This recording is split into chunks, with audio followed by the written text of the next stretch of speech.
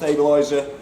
I'm not sure if have you got the red one handle the same as that Bailey over there? Yes. Yeah. So the stabiliser is still the same, just a different handle. Yeah. That's all they've changed. Yeah. Breakaway cable, obviously, to lock the tow ball on.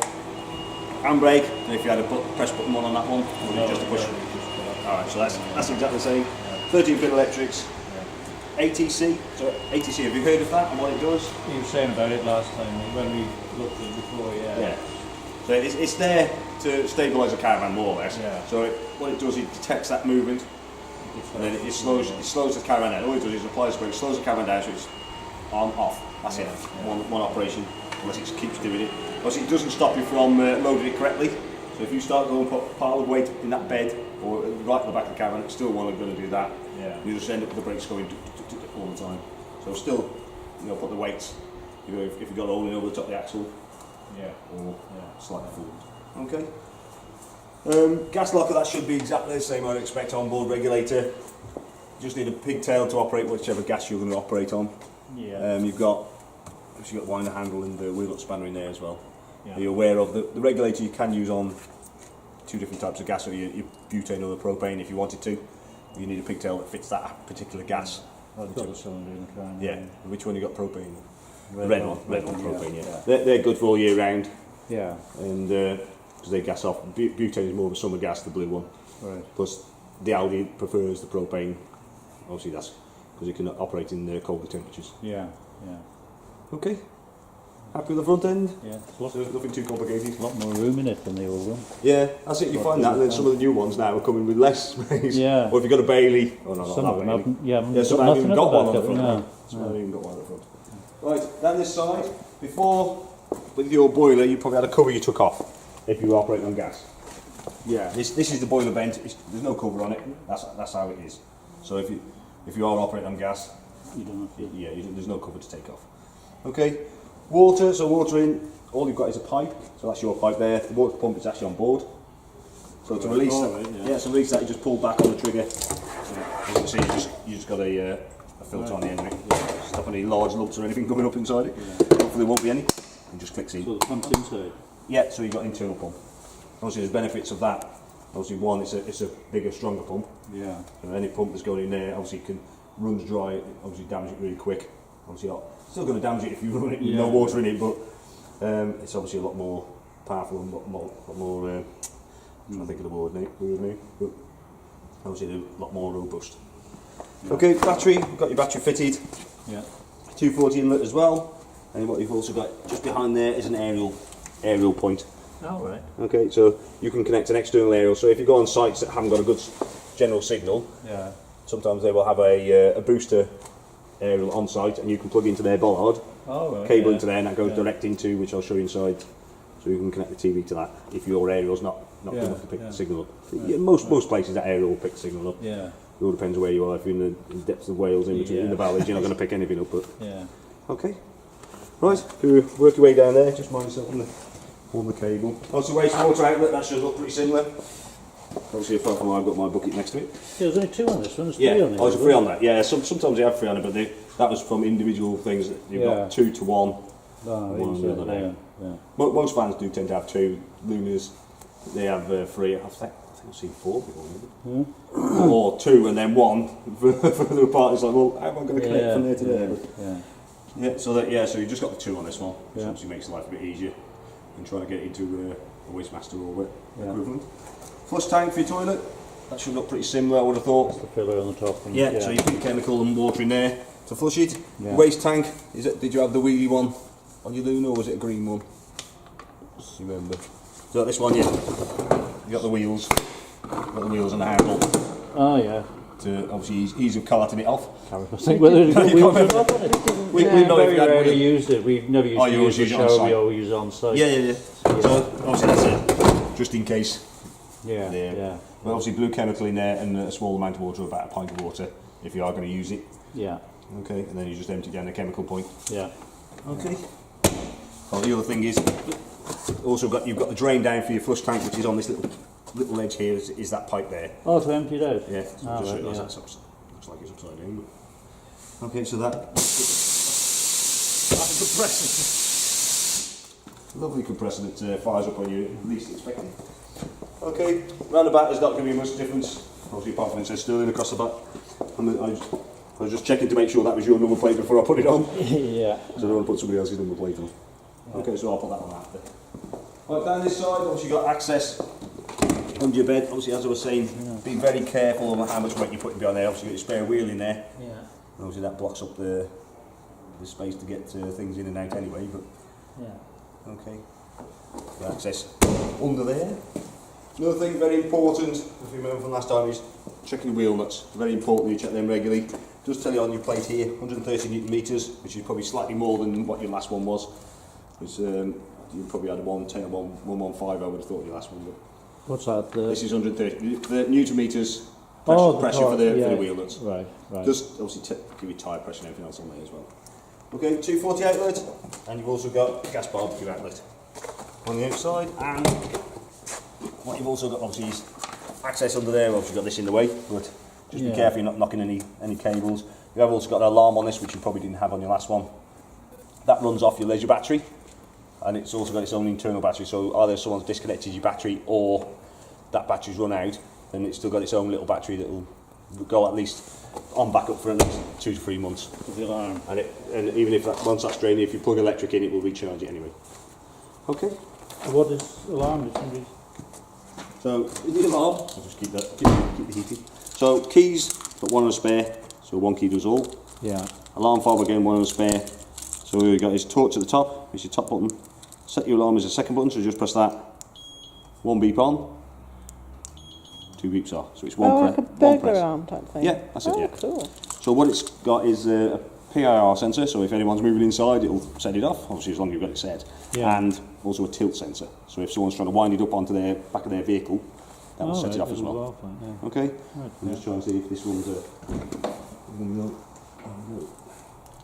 yeah. So you can switch your awning light on manually.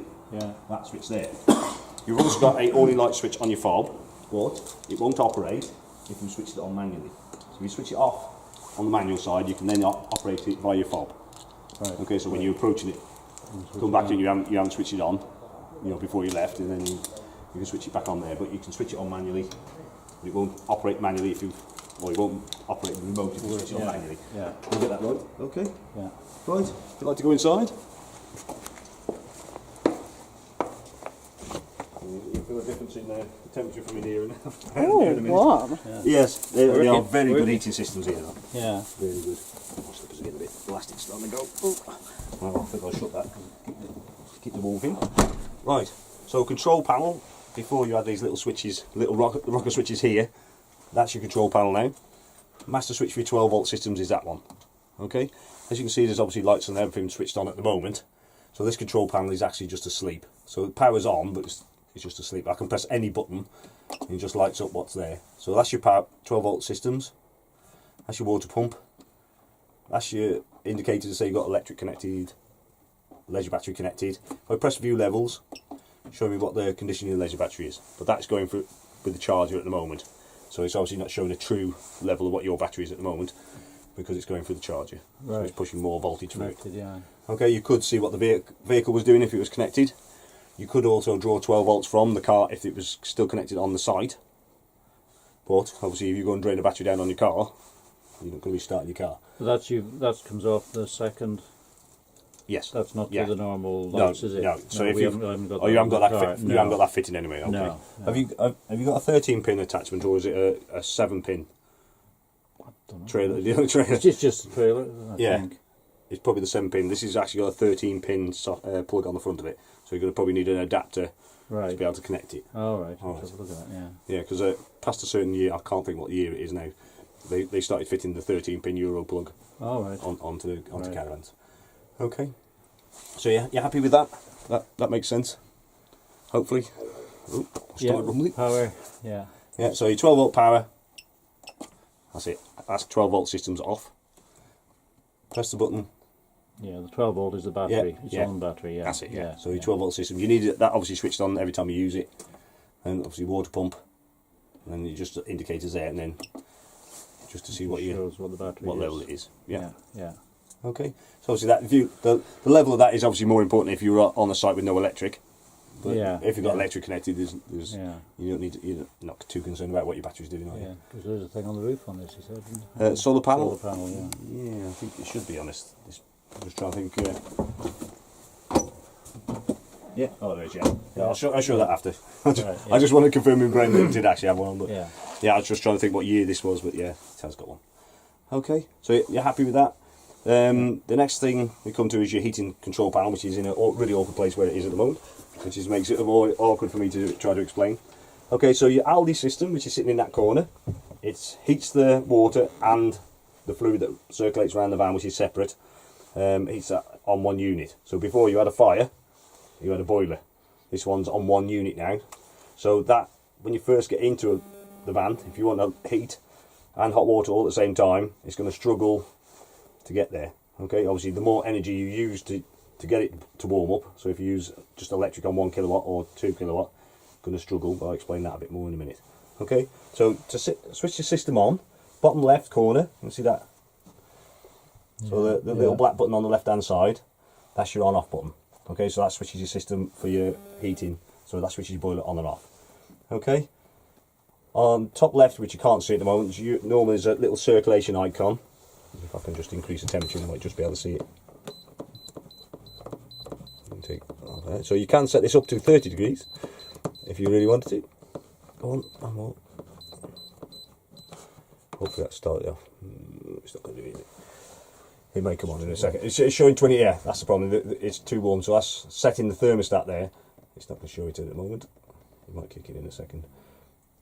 Right, so if the heating's operating, that little circular icon will be in the top left hand at the corner. Obviously, it's warm enough, so it's shut it off. Yeah. So that's the circulation pump that circulates the system. Okay. Top right hand corner. Oh, there we go. It's just come on. You can just hear it going now. Oh, right, okay, so that's to say the heating is now being circulated. Okay, right, if it's not there, it's not being circulated. Top right is the plug, is to show that you've got electric connected and you've got electric available. So on your consume unit, which I'm just trying to remember which way it was because I've just been in another one. Yeah, there it is. Right, if you have a look down there, heating and hot water on electric, so that orange button, see that? The orange one, yeah. Yeah, so if you have a look in the control panel now, that little plug on there should have disappeared. Yeah. Yeah, so obviously if that plug is not on that screen, that means you've got no electric to operate the heating on. You'll only be running on gas, as long as you've selected gas. So check that's been switched on. Obviously just check you have got power in coming in. Yeah. So you might just check the bollard if that's tripped, obviously if that's not lit. Okay, what you've also got next to it is this one here, and that lights up orange just the same, but it does nothing. It says spare on it, but it looks very similar. So if you got into a dark van and just pressed the button and saw orange, you think you've switched it on. Just have a look at that screen. If it's still not a plug on there, you've switched the wrong one on. Oh, right. Okay. So what's that one? That's just a spare. What it was before this system, you had a fire and a boiler like your old one. So that was for the one and one for the other. Right. Yeah. So the spare one does nothing. Yeah. Yeah. Okay. So obviously while we're down here, you've got a consuming unit, 240 trips. So that should look pretty similar. Then you've also got charger switch. With the Luna, I would have thought it's probably an automatic one, where as soon as you plug electric in, it started charging your battery. That one you've got a switch, which is that green one.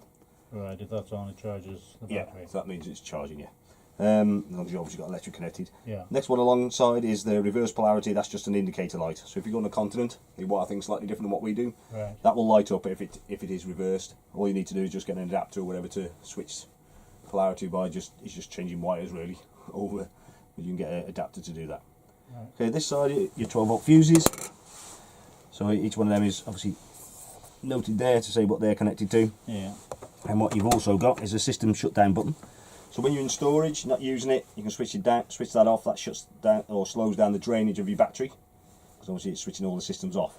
Your solar panel will still put charge to the battery. So if you switch that off, it will still provide power to it as long as you've got daylight. And you haven't put a cover over the top, things like that. Yeah. It will obviously still provide power. Well, you just take the battery off and.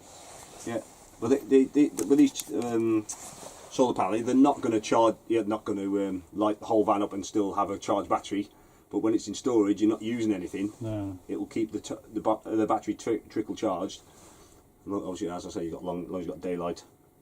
Yeah, well, cover it. Yeah, if you want to, you can take the battery off as you normally do, but it's there. It is quite good, especially with people who have it in storage. It'll trickle charge it. And keep it so it doesn't die. Yeah. Well, I've got one of the little trickle chargers I used to have on the car, like car. Yeah. So if you want to use that. But yeah. It's there. It does help stop it dying, because once it's gone past that certain point, you can't get any charge back in it. But that's the advantage of that. It keeps it ticking over. Okay, you can see, obviously you just see there, that's your drain down. That's the drain plug, a few boilers, so that's easy to access. And the big white case next to it, that's your pump. Oh right, yeah. That's your onboard pump. Yeah. Okay. There's just the filter in there. Yeah, it's just that filter. Yeah, it's just it's like a debris filter rather than. Is there any other filter in it? No. So, not like the one you might have had on the outside. Yeah, I think on that one. Yeah.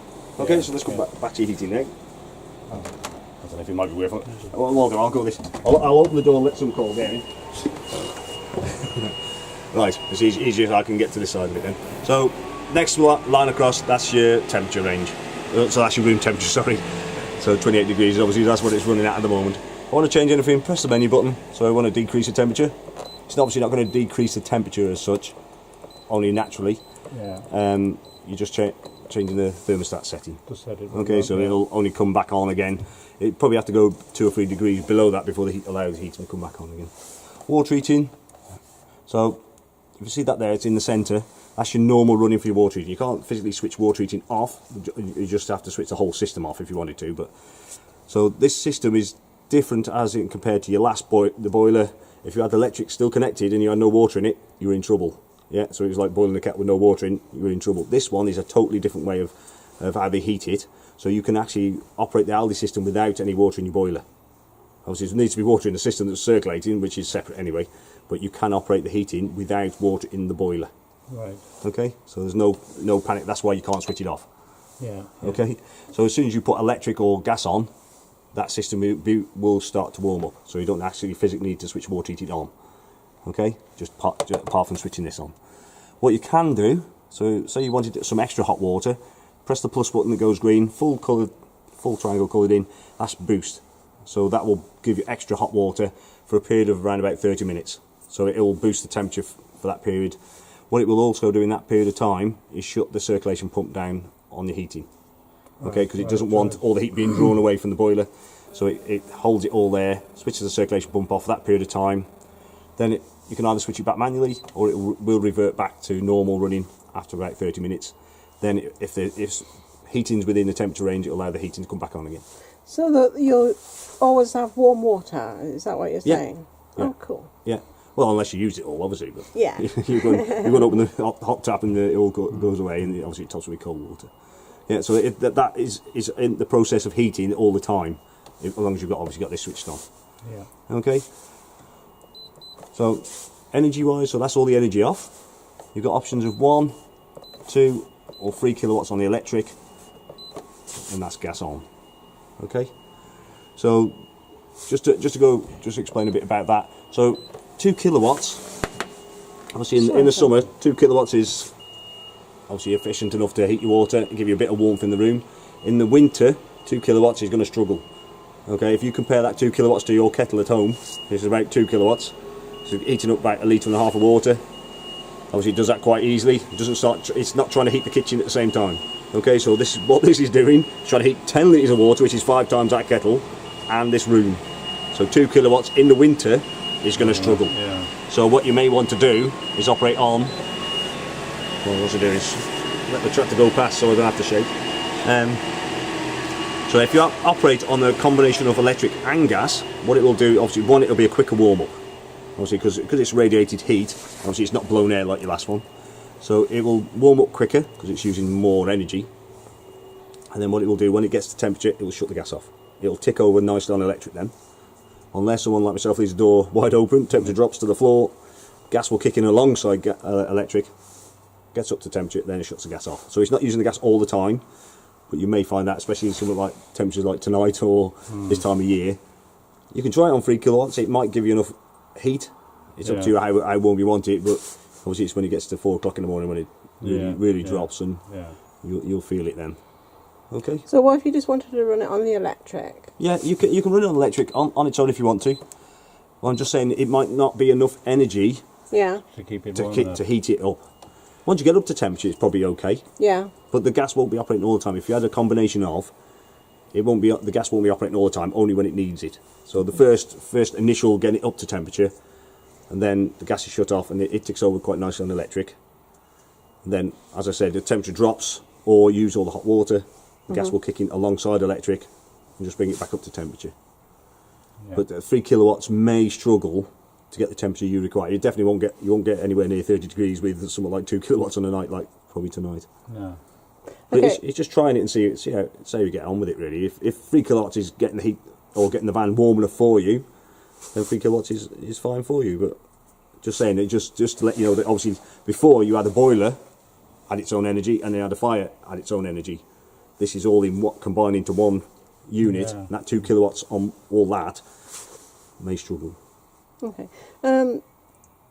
From scratch, we've just parked the caravan up. We want to switch the heating and everything on. What do we do first? Press. Yeah, well, you need to get your 12 volt systems up and Yeah, you always press switch them that off when you up get in the there. van anyway. Yeah. Switch your power on, and you can switch your heat on straight away if you want. Just press that, switch it on, set the temperature, whichever's comfortable for you on the thermostat here, Yeah. and then select energy. It will remember what you set it to last time anyway. So you switch it on and you add it at that temperature, and you add 3 kilowatts or whatever, and it will operate on that as long as you've got that energy there to So the operate on. first thing you do, you put Yeah. this thing on. Switch the power on. Switch that power on, Yeah, and which then is- just press that on. Yeah, as long Yeah. as you've got electric connected, obviously it will, Yeah. and your gas Yeah. is switched on, So then it's away it quite goes. simple, then, isn't it? Just Yeah, honestly, it's two straight- buttons, yeah, really, isn't yeah. it? Good. Honestly, but it's really straightforward, and as I said, it will remember. Obviously, as long as you taking your battery off will obviously probably set it back to 0, but Yeah. Back to what it, it was it before. usually does remember what you set it on last time. Yeah. Okay. Yeah. Yeah, Okay. I was quite happy with the water being warmed up at the same time. That's Yeah, good. that's it. It's but perhaps I don't know. I've been learning before. It's like switches hidden underneath. Yeah, you the catch it doors with and- your feet as well. Yeah. Oh, yeah. That's it. Yeah. Switch behind the cooker, wasn't there? On the end of the. Yeah. So there's all sorts of Yeah. different. You're like two lots of Yeah. switches to do Yeah. one thing, whereas this Yeah. is all here, Yeah. right by the door. The other thing is the thermostat is here. Behind there, so if you've left the door open wide open, and it thinks, "Oh, this is really cold," then the heater's going to be working harder because it thinks in it's the either cold cold place, or isn't it? hot or Yeah. whatever. Yeah. Okay. Yeah, I think Happy so. with Yeah. that? Good. Yeah. There is further menu.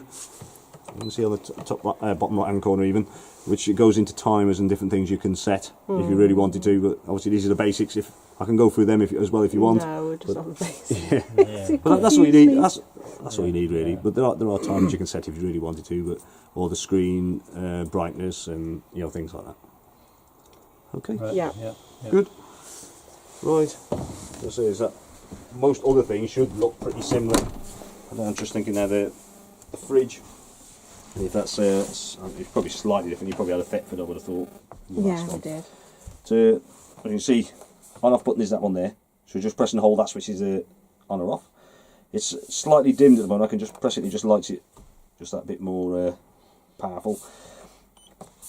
That's the selected energy. So I'm selecting electric, gas, and that lights from there.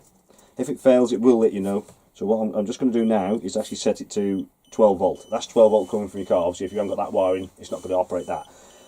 But if the gas has not lit, it will come up with this.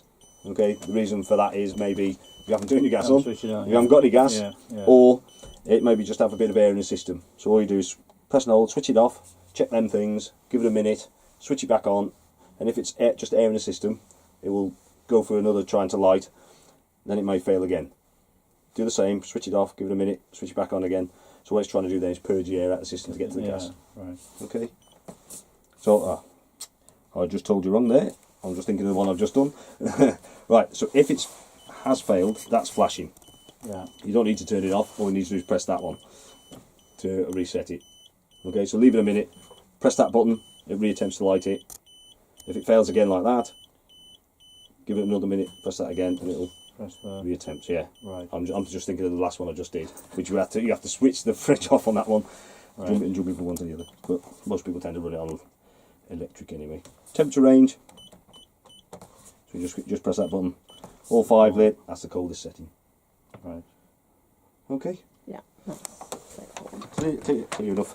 Right, inside here, got this little bracket here. For that, ow. I'm just thinking about that and then go crack my elbow on that.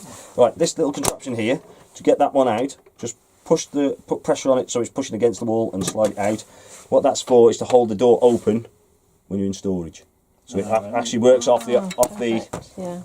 You don't have to put something in between. Yeah, so you don't have to. Yeah, Really, I've heard all sorts of things have been jammed Yeah. between it, beer bottles and all sorts of things. Yeah. Not sure if they were for or Oh, not, that's but good. so obviously to use it, make sure you push that all the way back in. Yeah. Yeah, because otherwise it won't seal correctly. It won't Yeah. obviously won't cool down. That's good. Good The other thing you've also got, obviously with the travel lock, obviously you operate via that, or there's this little tiny catch here, pushes that catch up. So when you're using your van, you're not moving around with it, you can just open it and shut it without having to push the button down. How did you? So it's just a push up. Just a push up. Yeah, thing. but just make sure you push it down and lock for ready for Yeah. travelling, otherwise that'll be open and Yeah. could anything scattered across the carpet. Okay, Yeah. Yeah. good. The other thing I knew there was something else, my brain's gone today. Right, as you can see there's obviously a little picture still attached. What you can do, this will come out. So that drawer, the door and the shelf you can remove. Reasons for that is maybe that you want a taller fridge. You don't want an ice box, you can just have a taller fridge if you wanted to. The other benefit of that is, obviously, when you're in storage, that can get mouldy around there. Yeah. You can actually slide that out, put it up here, and it'll breathe, so you don't...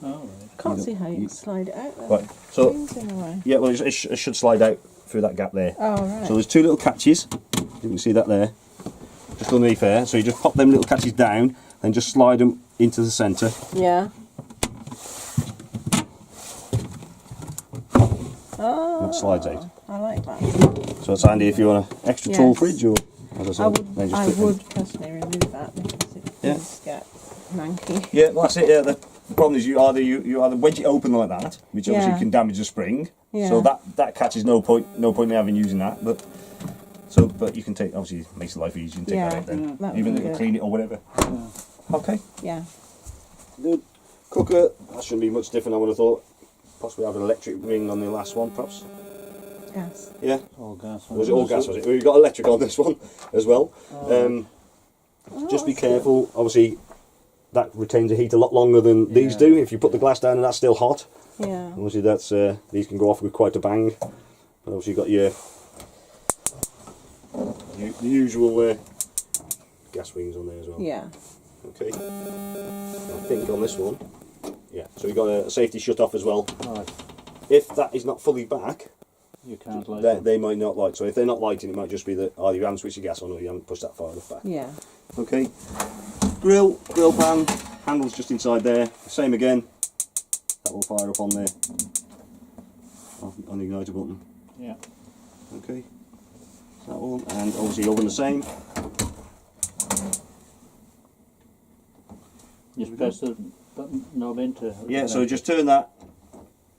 Press it in, releases the gas, and press ignite. That's here. Yeah. Igniter. Yeah, so that's igniter there, yeah. That's it.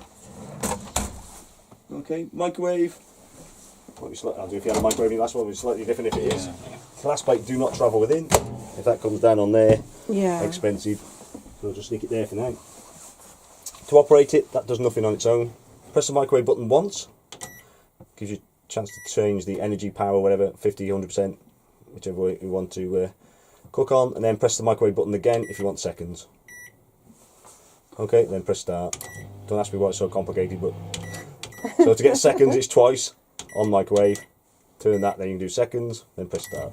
Right. Otherwise, if you want to go quick start, 1 minute increments, press it once, 1 minute, 2 minutes, away it goes itself. Yeah. There's obviously auto menu, which are going to be just as much fun. How it knows how big a fish or whatever you're putting in, I don't know. Okay, right. Side there is the regulator for you. Obviously, we talked about the solar panel before. Well, that's your regulator for the solar panel. Right. Okay, it's totally automatic, nothing to switch on or off. So as long as you've got daylight, it will put power to it if it needs it. What you should have, if it's depending which way up it is. So top one normally you can either be red or green light. Okay, so red light is giving the full flow of about 14.5 volts. If it's green light, it's giving around about 12.5. So it's obviously just trickling it in then. Bottom light, green light flashing, that's to say it's charging. There are occasions like now, but it hasn't come on. No. So occasions like now where lights won't be operating. One, it's dark, which is it should put a little bit